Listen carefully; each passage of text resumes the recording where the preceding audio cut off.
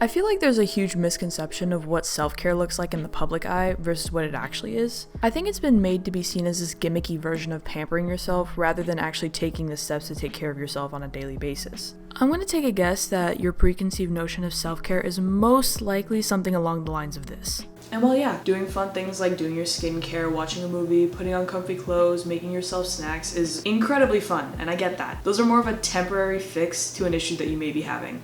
I don't really think people touch on the fact of what caring for yourself actually is. To me, it's finishing the thing that's been overwhelming me for days on end. It's taking the time out of the day to do something that I enjoy because I really need the downtime, or even giving myself the reason to get up in the morning. Yes, this is the only thing keeping me going. Be quiet.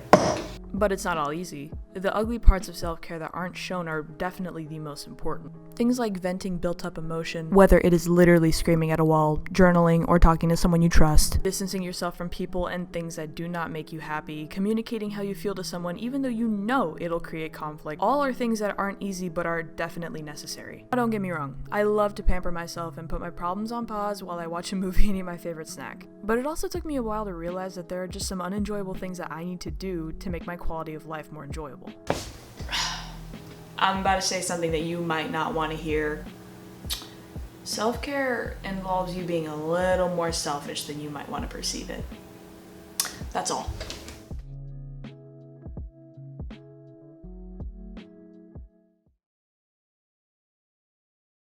Hello and welcome back. I'm Anisha and I'm going to be talking about some recent U.S. news.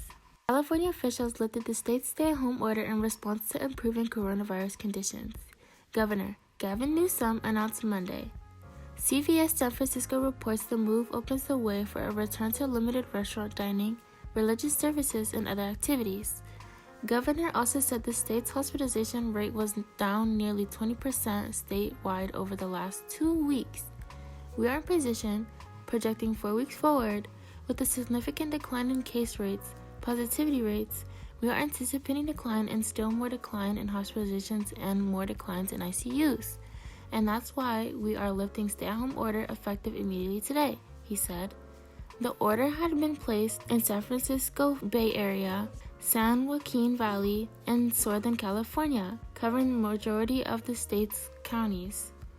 The change will allow businesses such as restaurants to resume outdoor operations in many areas. Though local officials could choose to continue stricter rules, the state also lifting a 10 p.m. to a 5 a.m. curfew. Newsom imposed the stay-at-home order in December as coronavirus cases worsened. Under the system, a multi-county region had to shut down most businesses and order people to stay home. If ICU capacity dropped below 15% during the weekend, San Francisco Bay Area ICU capacity surged to 23%, while the San Joaquin Valley increased 1.3%. Its first time above zero. The huge Southern California region, the most populous, remains at zero ICU capacity. One county supervisor in Los Angeles, home to 10 million people, expressed support for opening businesses in the county. Republican Supervisor Caitlin Badger said the state must balance public health with devastating social, emotional, and economic impacts with the virus. I support the following of the governor's recommended guidelines for Southern California and reopening dining, personal service cares, and other industries that were previously closed by these orders, she said. As of the weekend, California has had more than 3.1 million confirmed COVID-19 cases and 36,790 deaths, according to the state's public health website. And now for our second news story, we're going to talk about Joe Biden's inauguration.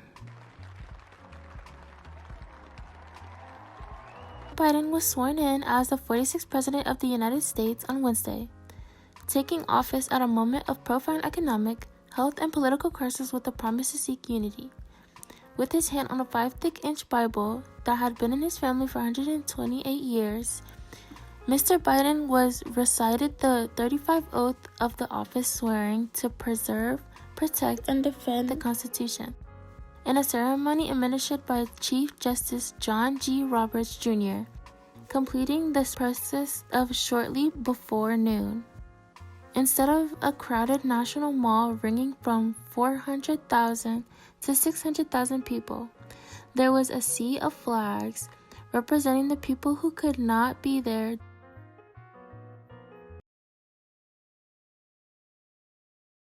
If you're like me, you probably find yourself scrambling last minute for gift ideas, a lot more often than you should. So we're making flowers. Paper flowers. That's it. That's this whole segment. For this project, you're gonna need wire or skewers. I used skewers because I couldn't find any wires. Crepe paper, which I've never heard of before, but I found mine on Amazon. You could probably find it at Michael's. And glue. That's it.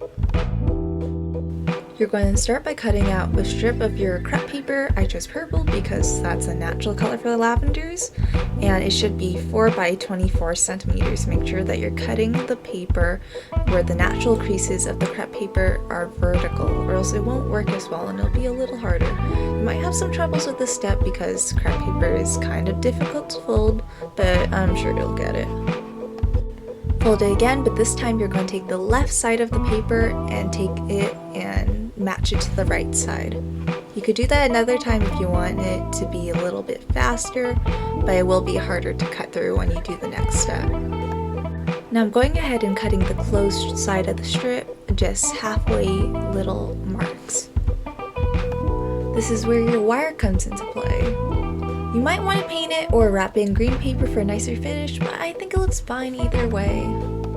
From side up, start wrapping your paper around the skewer, applying a liberal amount of glue. And that's it. Make a bunch or one. Who cares?